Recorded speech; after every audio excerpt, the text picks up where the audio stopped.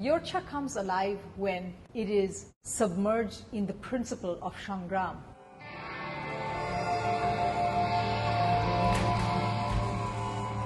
Shawngram in Bengali means resistance. This resistance comes from our research of women's stories from around the world, women's stories from global communities of color.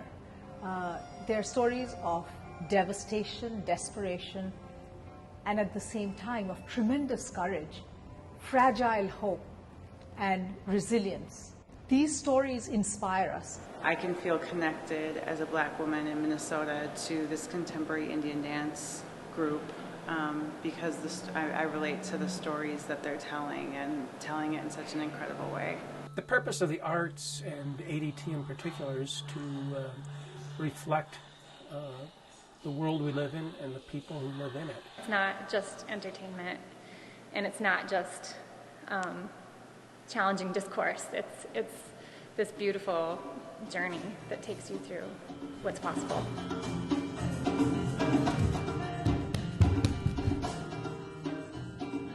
This company is set apart by the fierce dedication to wanting to change the world, not just to entertain it, to wanting to change the way people look at the world, change the way they interact with the world, to prompt change one impulse, one step, one day at a time. It's really well done, incredible contemporary dance, but it's also grounded in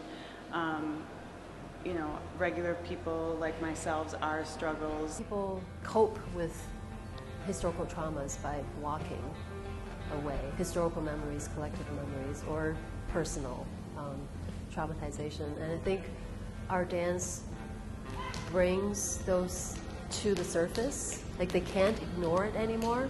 I mean, it's right in front of your eyes. I mean, you can feel the vibration, you can hear and feel the breath. We don't just take someone else's stories and tell them. We research these stories, we research facts. Some of the most powerful things come forth when somebody offers their dream or their story in some way, and then they embody it. Then we all do it. And then our technique gets sort of infused within that. Stories grow anecdotally and imaginatively. We share stories with each other, we create our own stories. So we always say that the stories we tell are partly researched, partly imagined, and partly created on the spot.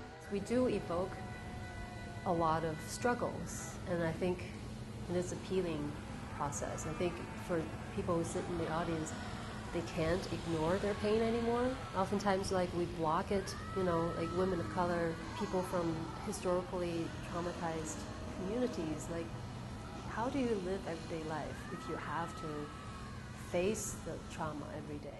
I think words can only do so much, and I think real politics and policy, we need to feel it first. We need to feel what the change might look like. We need to feel the pain and understand and empathize, and I think the way that ADT moves, it captures that.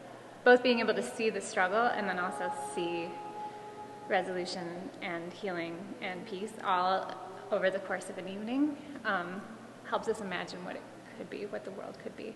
Shawngram becomes the story of how women from global communities of color can look for a representation that is multifaceted and really brings the truth of their multiple experiences to life. I think that our stories and listening to other people's stories or seeing people's stories definitely shape the way that we feel about ourselves, the way that we see the world, the way that we imagine things are possible, and so it gets in us. But there are echoes of things that must stay with us, and unless we carry those things with us from generations of accumulated knowledge and trial and error and struggle and triumph and all of these things, if we don't carry those with us,